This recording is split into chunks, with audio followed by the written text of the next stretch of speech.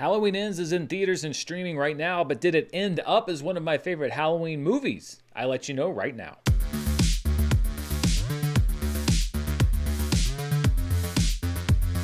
This review is brought to you by Mint Mobile. To get your new wireless plan for just $15 a month, go to mintmobile.com/Murrell and stay tuned after this review for more info. Hello everybody and welcome to my review for Halloween Ends, which is the last movie in this trilogy of Halloween movies, but does anybody really believe it's the last actual Halloween movie? As you can probably tell from looking at my shirt, 1978's Halloween in particular is not just one of my favorite horror movies ever made, it is one of my favorite movies ever made. And I think that the sequels have varying degrees of ridiculousness. Some of them are more effective, some of them are less effective. But I went into this really hoping that we could kind of turn that tide a little bit. I wasn't particularly impressed with 2018's Halloween. I really didn't like last year's Halloween Kills, but I thought, okay, well, they've got one more movie left. What are they going to do with this ending? And they certainly did some things. They took some very bold steps, and because of that, I'm going to divide this review into two different parts. The first part's going to be non-spoiler, so I'm not going to talk specifically about any of the story points in this movie. And the second part is going to be spoiler, because I feel like there's some things that I have to talk about when we're talking about this movie. And odds are, if you've seen Halloween Ends, then you're probably going to want to talk about those things too. So let's start first of all with the non-spoiler section. If you haven't seen the movie, don't worry. I'm not going to give away any major plot points here. Like the previous two films, Halloween Ends is directed by David Gordon Green, who co-wrote the screenplay with Danny McBride. Two additional writers were brought on for this movie as well. As was promised in 2018's Halloween initially, this movie is also advertised as the final showdown between Laurie Strode and Michael Myers. But the one thing that I will say is that whatever you think this movie is, it probably isn't. And it's definitely not what the trailers are selling this movie. At least it's not only that. I think you could actually make a case that Halloween Ends is actually about three different things, and every act is sort of a different film in its own way. In a movie trilogy that I really thought should have been one movie, 2018's Halloween, I guess it's kind of fitting that the last movie in the trilogy is really three movies in one. Jamie Lee Curtis is back again as Laurie Strode, and the movie once again mystifyingly completely sidelines her for long stretches of the movie. I will say at the very least that she has way more to do in Halloween Ends than she did in Halloween Kills, where she was relegated to a hospital room for most of the movie. We also catch up with Laurie's granddaughter Allison in the wake of her mother's death at the end of the previous film. Allison starts spending time with a local boy named Corey Cunningham, who's also experienced his fair share of tragedy in the wake of Michael Myers' last Halloween attacks in Haddonfield. And then, of course, there's Michael, skulking around the shadows as always in search of his next victims. There's not much that I can say about the plot without spoiling where the movie goes, but as I alluded to earlier, it feels like they wanted to take this movie in several different directions, and instead of just picking one of them, they decided on all of them. There's one direction that's pretty much dead from the beginning. It's brought up early in the movie as a potential premise for the film, but then doesn't really go anywhere. There's one direction that's actually pretty daring, and even if you don't agree with it, I think you would probably find it interesting, and it's a direction that we're going in for a large part of this movie. And then the movie makes the abrupt decision to sort of go in the direction where a lot of people may be expecting it to go, which makes you feel like a lot of the previous time was completely wasted. I honestly don't know what the plan was, if any, for these three movies, because I've seen nothing in any of these subsequent Halloween sequels past 2018's film to justify doing more than one movie other than, of course, money. And if the motivation was really just to trick us all into spending more money on the Halloween franchise after it had very obviously run out of steam, I wish that Universal and Blumhouse and everyone else involved in the film had really just been a little bit more honest with us, because this big hyped up final showdown between Laurie Strode and Michael Myers that has been the selling point of this franchise for the last 4 years, by the time we get to it, feels more like an obligation than a culmination. Jamie Lee Curtis, as always, is wonderful, although her character really bears little resemblance in this movie to her character in either of the first two, and honestly doesn't really stay very consistent in this movie either. Rowan Campbell as Corey Cunningham and Andy Matichak as Allison also get a healthy share of the spotlight in this movie, and honestly, any issues that I have with the film aren't really rooted in the performances. I think the performances are all pretty good in this film. I would have liked to have seen more Will Patton, who's somehow still alive in this third movie. He's in in it a little bit, but I would like to have seen more. But for me, this movie's struggles come down entirely to the creative choices that were made. And listen, when it comes to Michael Myers, Michael is Michael. He's a known quantity. You know what you're getting with him. But this movie isn't like any other Halloween movie that you've seen. A lot of times that's a pleasant surprise. But when you look at all the different pieces of this movie, you realize that they don't really fit together. They're all just kind of thrown onto the screen without any connective tissue. I'd honestly respect it a lot more if it had followed through on some of what I think are going to be its less popular story choices, but instead it can't even do that. And I think that this movie is destined to be another one of those horror films where 10% of the fans say that it's the best Halloween movie ever made, and 10% of the fans say that it's the worst Halloween movie ever made, and then 80% of the fans probably aren't going to think about it that much past this weekend. If this is indeed where Halloween, the franchise, ends, then I wish that the roadmap to this destination had been better planned out, because I don't think that it's a particularly great ending for the franchise. It could have very easily taken a different road and subverted what a lot of people were expecting and probably alienated a lot of people, but produced a more interesting movie. I don't know who got in the way of that. I don't know if it was a corporate mandate. I don't know if the thought was just, well, we're going to push it, but not too far. But in the end, I think what you do is you make a more forgettable Halloween movie, because nothing is really that memorable. So I will say, before we get into the spoiler section, if you're going into this expecting the conventional Halloween movie, you're not going to get that. If you're going into this expecting a huge build-up to the Michael Myers, Laurie Strode final showdown, I guess you kind of get that, but that's not really what the movie's about necessarily. But if you're going into it to see a different kind of Halloween movie, then I think that you're going to be somewhat surprised, because it certainly is different. It's really one of those movies that's hard to parse and talk about without going into specifics. So we're going to do that right now. I'm going to go into the spoiler section and talk a little bit more about the story of this film, where I think that it went wrong and where I think some improvements could have been made, but I don't want to spoil anything for those of you that haven't seen the film. So this will be your spoiler warning. Past this point, there will be abundant Halloween Ends spoilers, so this is your last chance to jump out right now. So do you want to do it? Or you want me to? Okay, now that it's just us, let's talk about what the hell this story was all about, because it seemed to me that there were three different directions that the movie was interested in going.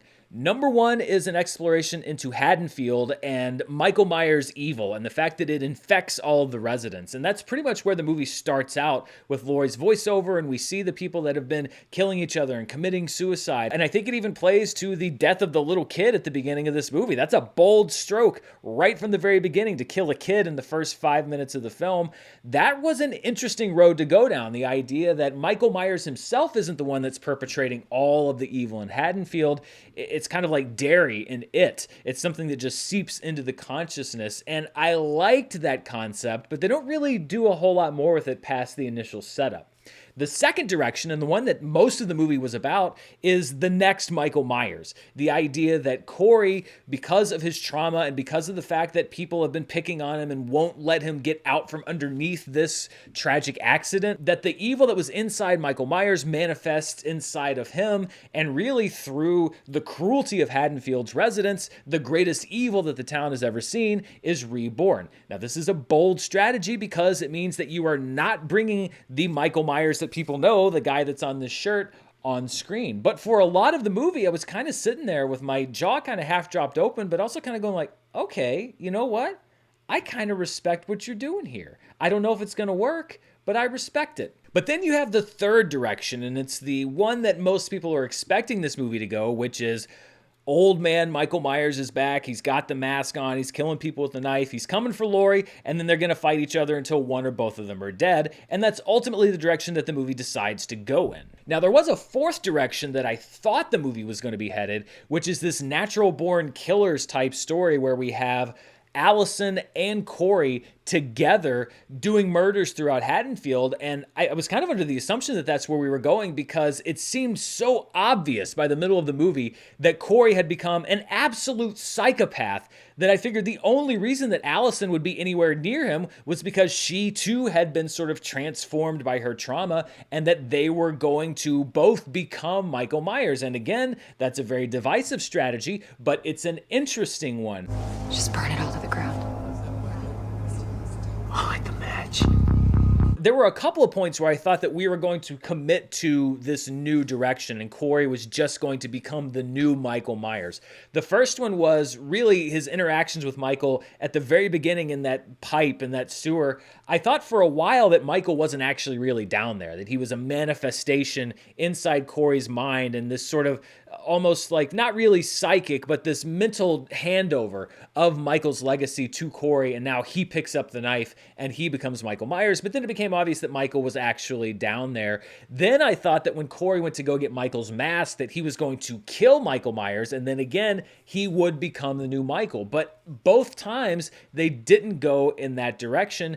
And really just, they kind of became like weird buddies. Like they were partners in murder. Again, when Corey was killing the doctor, I thought that inside the house was going to be Allison, who was going to kill the nurse, and we're going to go in that direction. But I guess Michael was just kind of following Corey around and was like, hey, don't worry about it, bro. You get locked out, I got it handled. I'll kill the nurse. You take care of the doctor. We'll meet up and have some pie later. It really does feel like at one point the four writers of this movie turned in a Michael Myers-less script and somebody read it and got to the last page and was like, wait a minute, you can't do that. There's no Michael Myers in here. And they tried to explain, the metaphor and the idea of evil, blah, blah, blah. And they're like, listen, give me the old man in the mask. I want him to get into a fight with Jamie Lee Curtis. That's what people want. Go back, rewrite it, bring it to me by 8 a.m. tomorrow. And that's pretty much what they did. Because if the buildup for all of these movies was going to be the third act that we got, which is Michael Myers shows up at Laurie's house, she bleeds him dry, pins him to the table with the fridge, the whole town puts Michael on top of the car, they take him down to the car yard and they crush him in the auto parts thing. If that's where we were going this entire time, then why couldn't you just do that in 2018's Halloween? It seemed like there was like an attempt to try to create some kind of through line through these movies, but it didn't really work. And it just felt like we had 2 acts of a movie in 2018 and then a waste of a third act, a waste of a whole movie, a really weird diversion for 2 acts, and then the third act in this movie that we should have gotten 4 years ago. And I just don't really understand the reasoning behind it unless it was, of course, again, money. And even when you think about it, the idea of having someone be the killer throughout most of the movie, only for the real killer to show up in the third act, isn't really that original inside of the horror genre. They did it in Nightmare on Elm Street 2. They did it in Jason Goes to Hell. Now, I think this is the best execution of that particular premise because I think it was the most well-written and the most well-acted and had the most well-rounded characters. I thought that Corey was actually a somewhat sympathetic character. I understood why he was doing what he was doing, but it was just a complete waste of an idea. I think the thing that really sucks the most for me is we are out of tries, in my opinion, to bring Jamie Lee Curtis back to the Halloween franchise, to wipe away all of the franchise mythology that came before, and to do this last stand between Laurie Strode and Michael Myers. And I was all primed for it back in 2018, and I think they laid some great groundwork in that movie. Laurie being a recluse and prepping her entire life to fight Michael one more time and all those traps that she laid, like that movie was really set up to be that final showdown. And really, until the last 10 or 15 minutes of it, I think that that was where they were headed, and I liked where they were headed. But I don't think we get another crack at this. I don't think you bring Jamie Lee Curtis back again. I think this is all we're going to get as far as Laurie Strode and Michael Myers. And in my mind, I thought that they did it okay back in Halloween H2O, and then, of course, immediately undid it in the next film. And here, I think that it was so long delayed that any impact that it might have had is completely blunted. And I do feel like we have now missed this opportunity. It really was a one-shot opportunity at nailing this story between Michael Myers and Laurie Strode, and instead it got polluted with all of the evil in Haddonfield, Evil Dies Tonight, Anthony Michael Hall, hospital, chasing the wrong mental patient. Evil dies tonight! Evil dies tonight! All right, everybody, evil dies tonight! God damn it! Everything that's been in these last 2 movies completely dilutes the power and the impact of what could have been. So ultimately, when I look back on these 3 movies, it is going to be really as a letdown, as movies that had some great set pieces, some great kills, some really strong performances, especially from Jamie Lee Curtis, some interesting character pieces and arcs when you take them out of the overall mythology of the movie or the overall story of each movie. But really, when it comes down to it, just an unfocused mess of a trilogy. I really don't have any desire to see any more Halloween movies ever, I'm sorry to say, at this point. I think we have riffed on them as much as we could have done. We've done the original sequels. We've done 2 versions of retcon sequels. We did the Rob Zombie versions, which is like a departure from the original way of telling the story. I really don't think there's any other way for us to remix Halloween. You need to get the hell out of here. Go on, scoop, skedaddle. Really, I think at this point it is time for Michael Myers to pass into myth and legend, or to put it another way, evil died tonight. And I think it's time to let evil rest in peace for 7 to 12 years until we reboot the franchise again.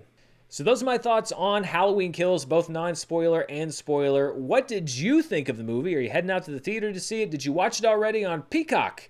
Let me know down in the comments below. And before we go, I want to thank the sponsor for this video, Mint Mobile. How many times have you been to a big wireless provider and had them promise you the moon only to find out later on that it was too good to be true? That every time, right? That's pretty much their MO. So when I heard that Mint Mobile was offering great wireless service starting at just $15 a month, my thought was, well, what's the catch? But it turns out there's not one. Mint Mobile's secret is that they're the first company to sell wireless service online only. That's right, they cut out the cost of retail stores and they're passing those sweet savings directly to you. For anybody who hates their phone bill, and that's everyone, right? Mint Mobile offers premium wireless for just $15 a month and gives you the best rate whether you're buying for one or a family. And at Mint, families start at just 2 lines. All plans come with unlimited talk and text plus high-speed data delivered on the nation's largest 5G network. And you can use your own phone with any Mint Mobile plan and keep your same phone number along with all of your existing contacts. To get your new wireless plan for just $15 a month and get the plan shipped to your door for free, go to mintmobile.com/Murrell. That's mintmobile.com/Murrell, Murrell. Cut your wireless bill to $15 a month at mintmobile.com/Murrell. Thanks to Mint Mobile for sponsoring this video, and thank you for watching. I'll be back later on this week with more reviews. I'm going to be looking at Amazon's Rings of Power as it wraps up its first season and a lot of other stuff. I'll be back next week to talk box office and movie news, anything that you could really want. You never know when I'm going to pop up here on the channel. Thank you so much. Until next time, stay safe, and I'll see you then. Bye. Evil dies tonight.